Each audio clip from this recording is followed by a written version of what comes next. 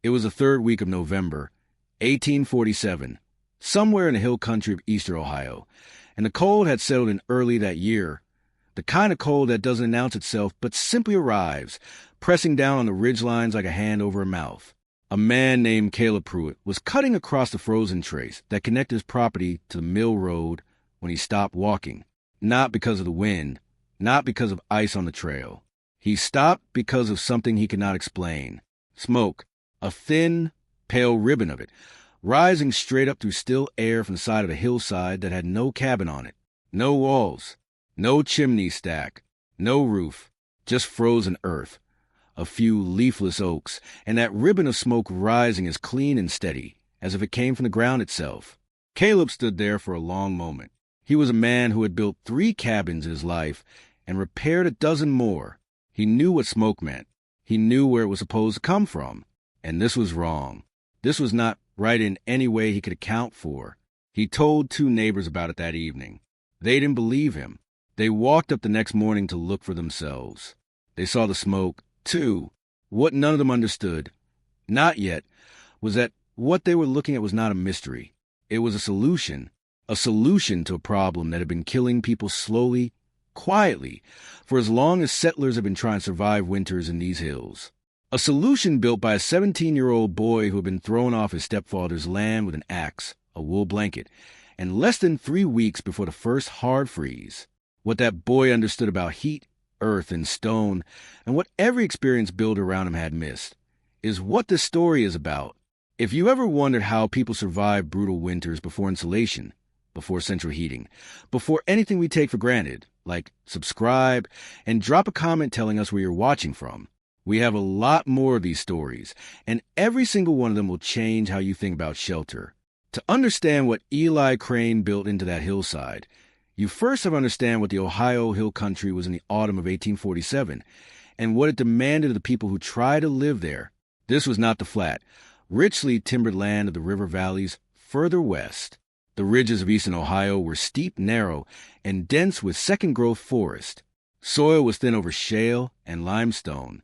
Firewood was not exactly scarce, but the timber good enough to build was already getting harder to find near the settled areas, and the work of dragging logs down a hillside in November ice was a kind of labor that could break a man before winter even began in earnest.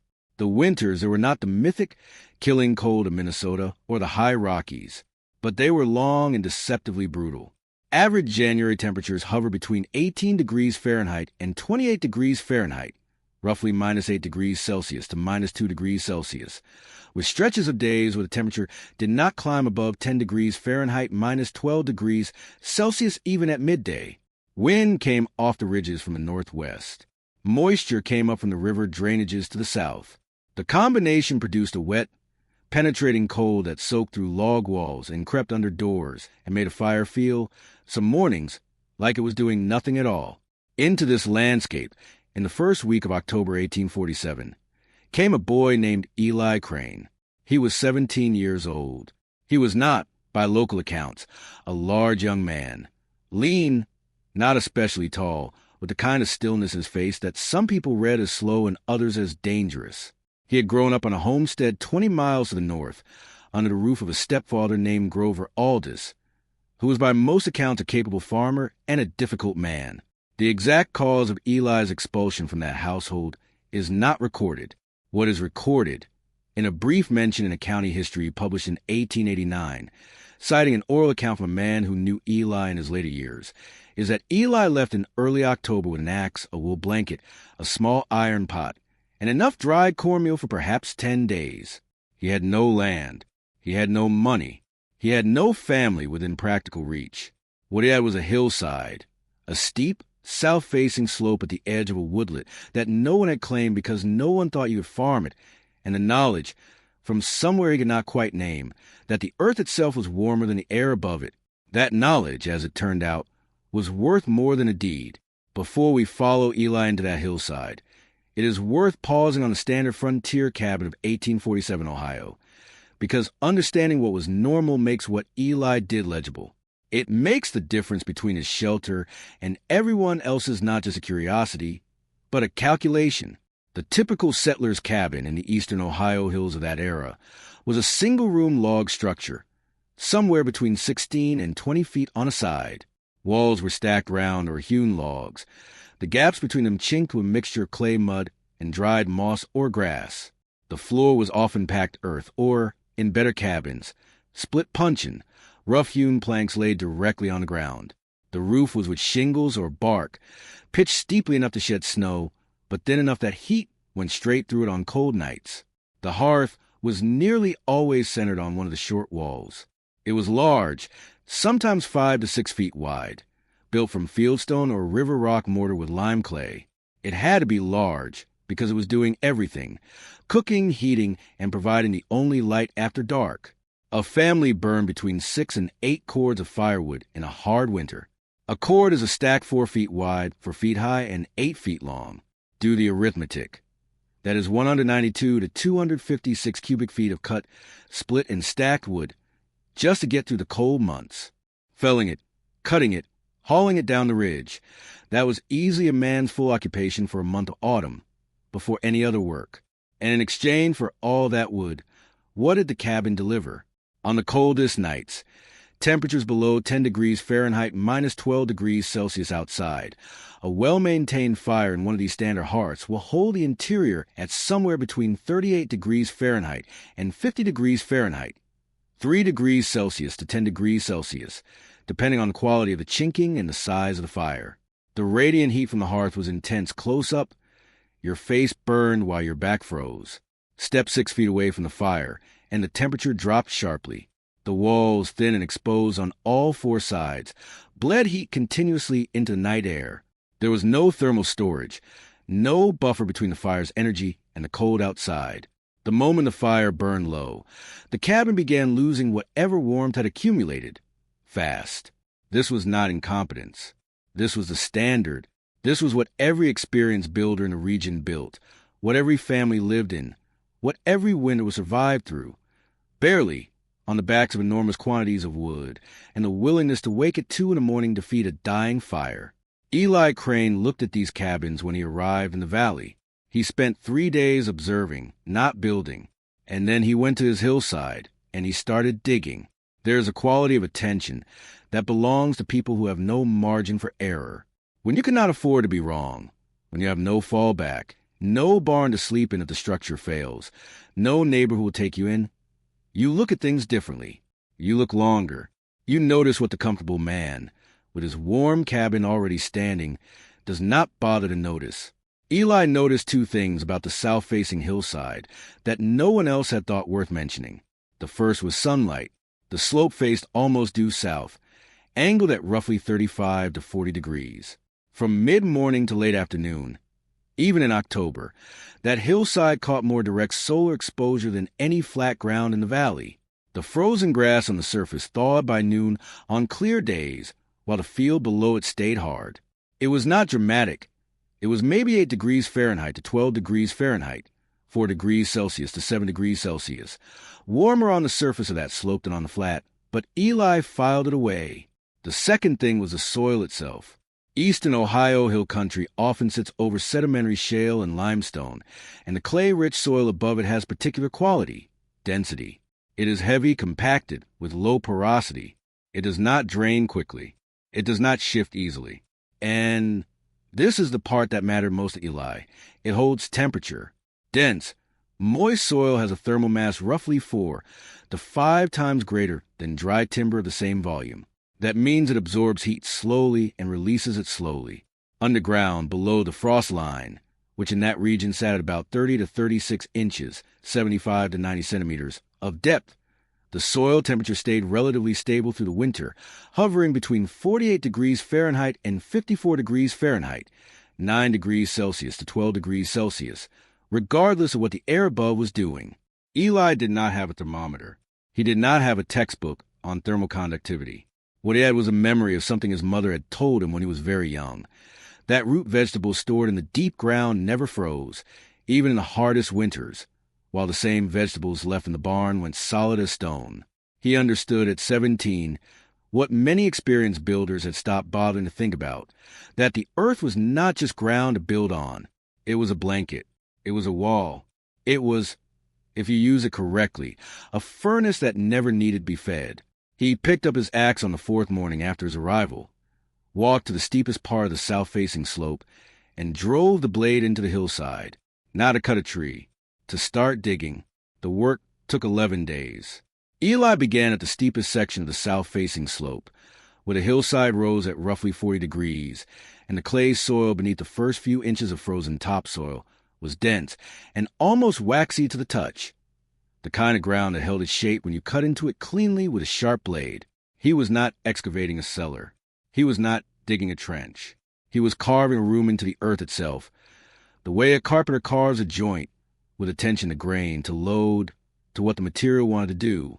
The main chamber measured approximately 10 feet wide, 12 feet deep into hillside, and 6 feet tall at the center. Enough for a man to stand upright without stooping. Enough for a sleeping area, a work area, and a small hearth. The walls were the hillside itself, packed clay and shale, for the 6 feet thick on the sides, and this was a critical dimension, more than 8 feet of earth overhead, packed and rooted, acting as a roof that no timber frame could have matched for insulating value. The entry was not cut straight into the slope.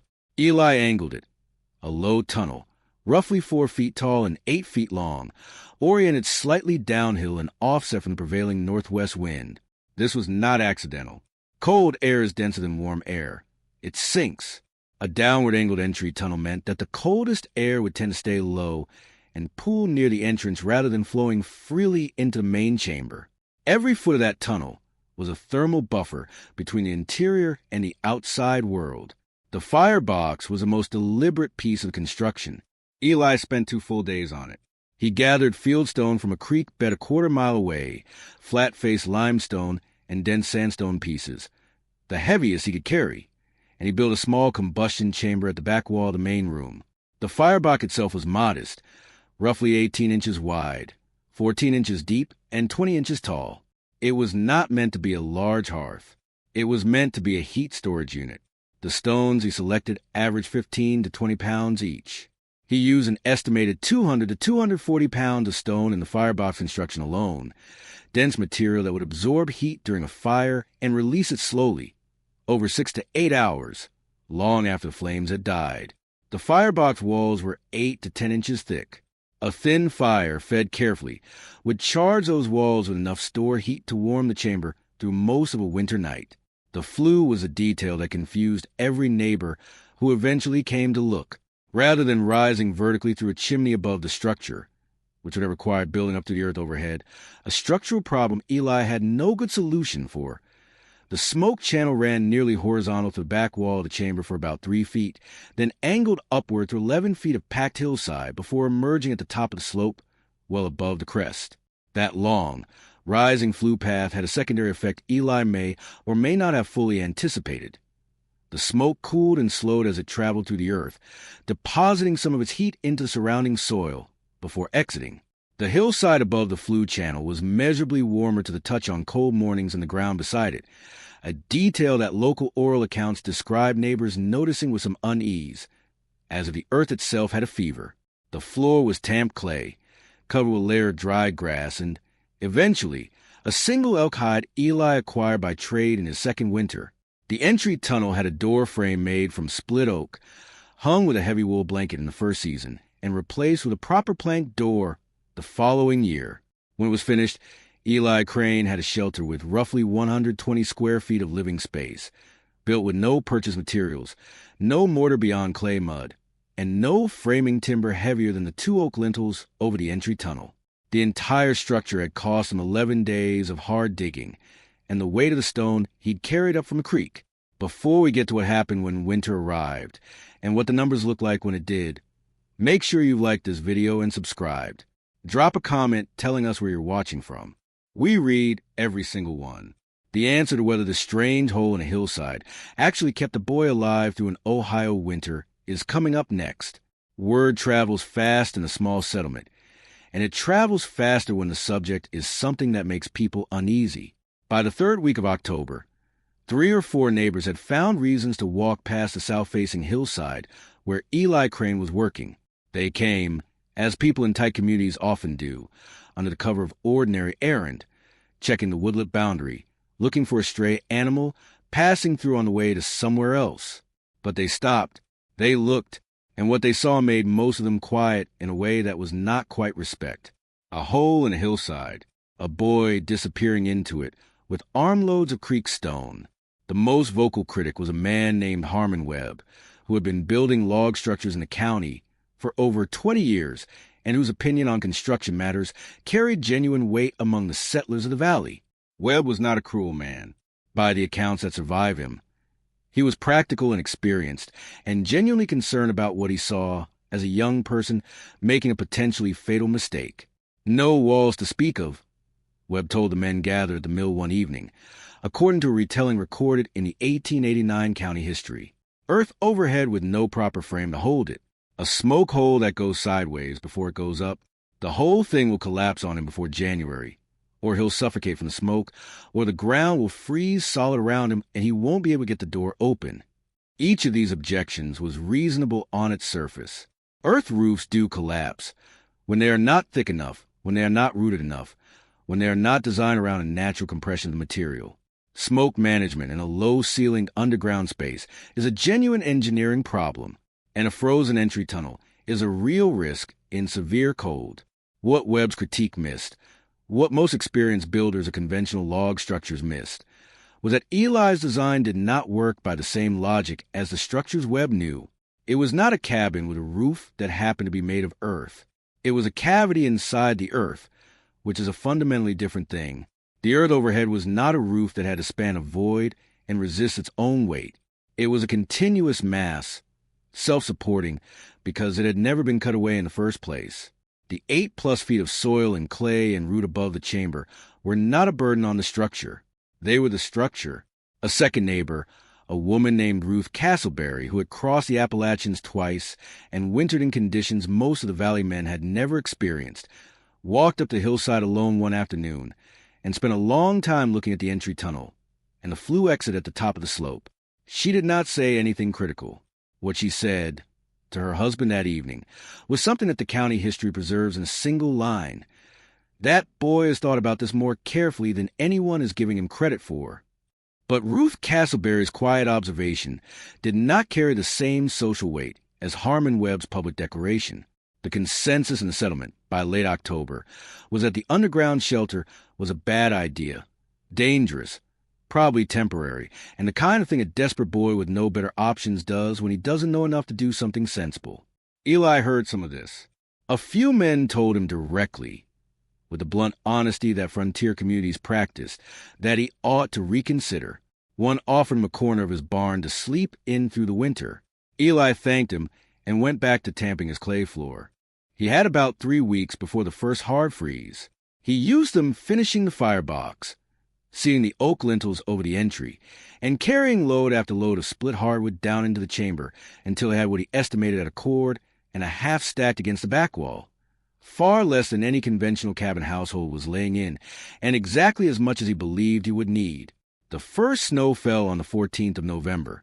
It fell lightly, an inch or two, and melted off the valley floor by mid-morning.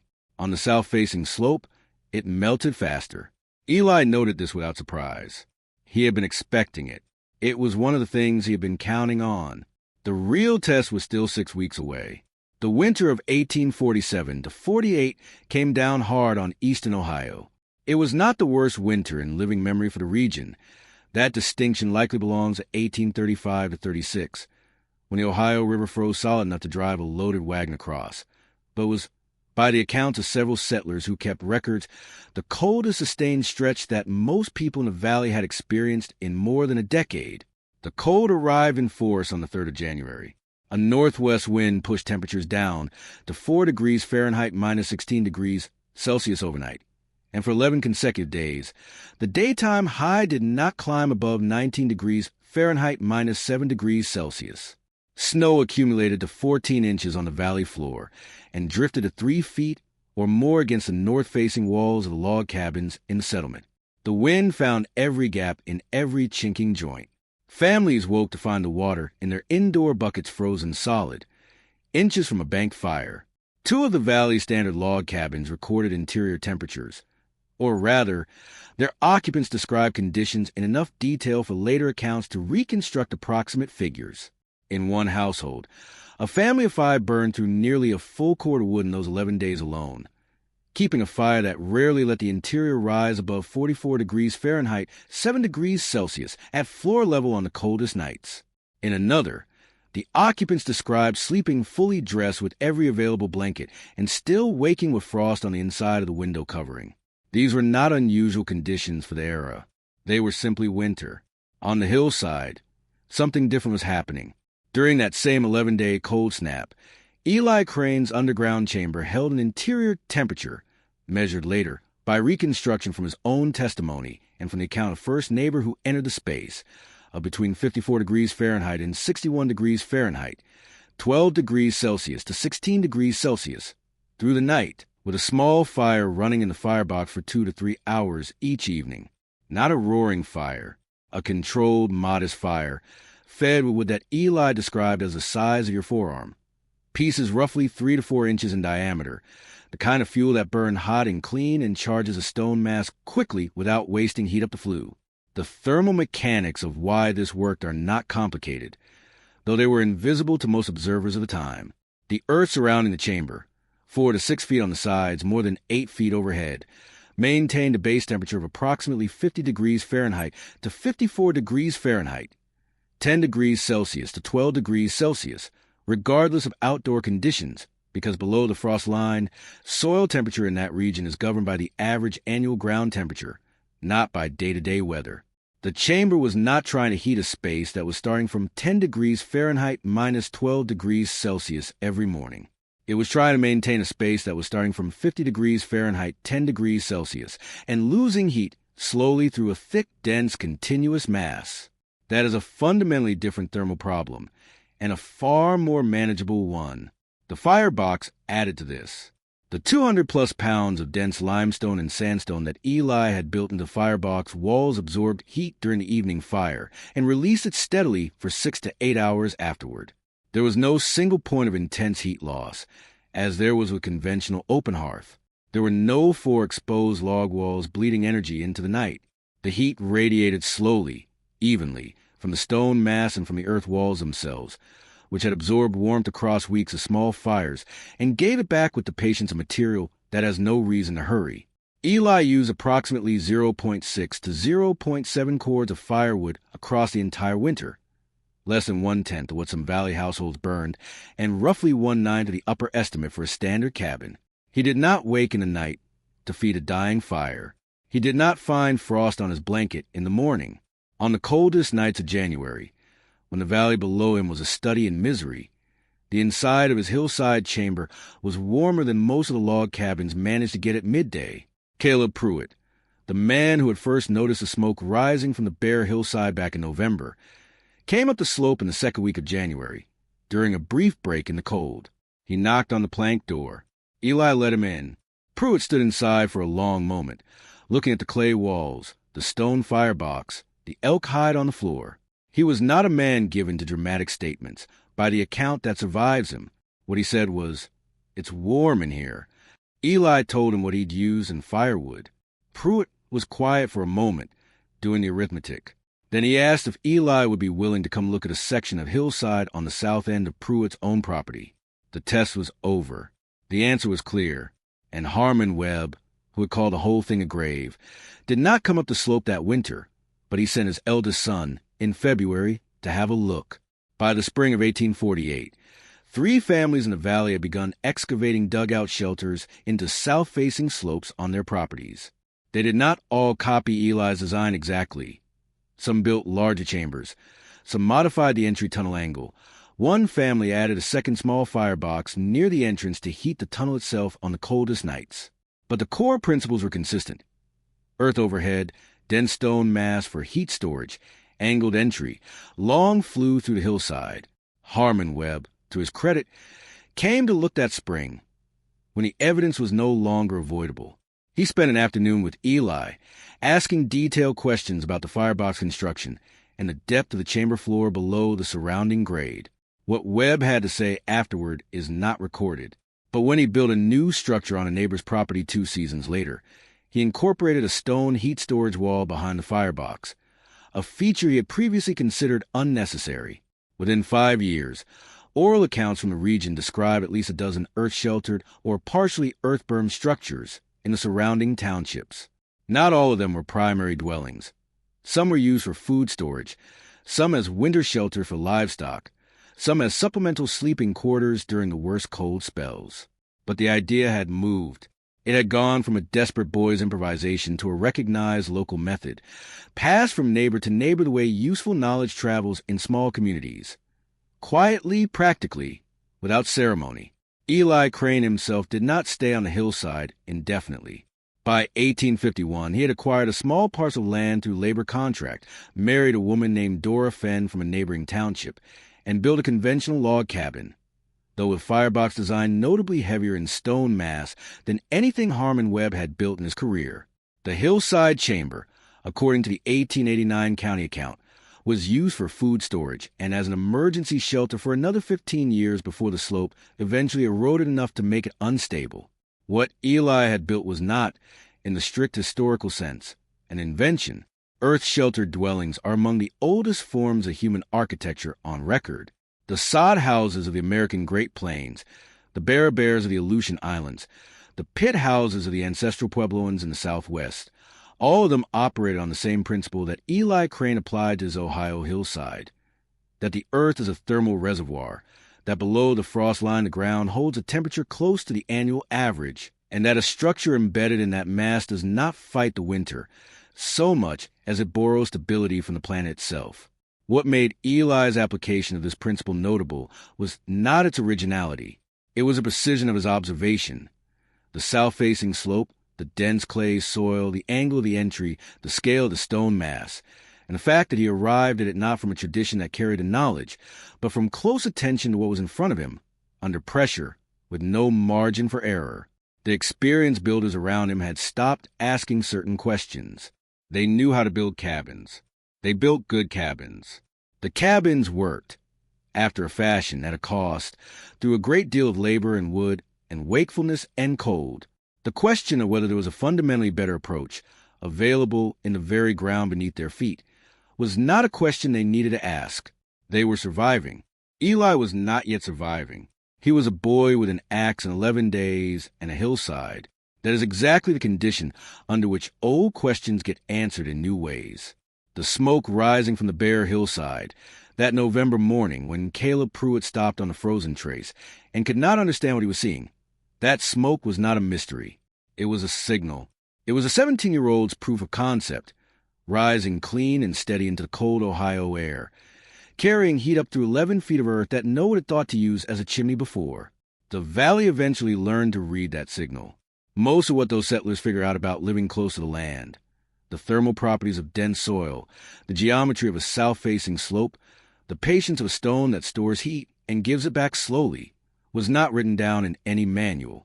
It was held in practice, in the memory of people who had needed it badly enough to think carefully. And then, as the settlements became towns, and the towns got stoves, and the stoves got fuel lines, most of it was quietly set aside. It is still there, waiting in the ground, exactly as warm as it ever was. If this story changed the way you think about shelter, heat, or what ordinary people were capable of building with almost nothing, leave a like, subscribe, and tell us in the comments what technique or structure you'd like us to dig into next. There is no shortage of forgotten engineering out here. We're just getting started. Educational disclaimer. This video features frontier-inspired narratives created for educational and storytelling purposes. The characters, personal stories, names, and specific situations portrayed are fictional reconstructions. However, many of the building methods, survival concepts, and practical ideas discussed are inspired by real historical techniques, traditional practices, and basic physical principles used in past frontier environments. Any modern use of these ideas should be carefully evaluated according to current safety standards, building codes, regulations, and professional guidance. This content is intended for educational and historical interest only and should not be considered professional, technical, or legal advice.